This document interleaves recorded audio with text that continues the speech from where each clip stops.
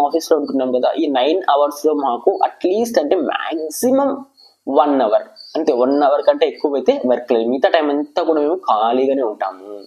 So నేను ఎక్కడికి వెళ్ళినా కూడా ఈ ఖాళీ అనేది వచ్చేస్తుంది అనమాట. సో ఎక్కడికి వెళ్ళినా కూడా టైం వేస్తే, యూనివర్సిటీకి వెళ్ళిన టైం వేస్తే, ఆఫీస్కి వెళ్ళిన టైం వేస్తే.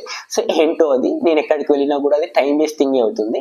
సో ఇలా ఉండగా ఏమైందంటే, దానికంటే ముందు నేను మా టీమ్మేట్స్ అందరికీ కూడా థ్యాంక్స్ చెప్పుకోవాలి. సో ఎందుకంటే నేను యాజ్ ఏ ఫ్రెషర్గా ఆ ప్రాజెక్ట్కి వెళ్ళినప్పుడు నాకు ఎలాంటి నాలెడ్జ్ అయితే లేదు, ఎలాంటి ప్రాక్టికల్ నాలెడ్జ్ లేదు. ఎలా చేయాలి, ఏంటి, క్లయింట్స్తో ఎలా మాట్లాడాలి.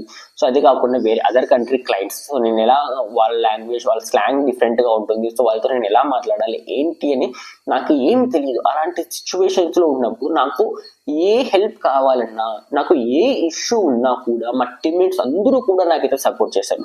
సో ఒక్కరని కాదు, ప్రతి ఒక్కరు నాకైతే సపోర్ట్ చేశారు. సో వాళ్ళందరికీ కూడా నేను థ్యాంక్స్ చెప్పుకుంటున్నాను. సో ఎందుకంటే వాళ్ళ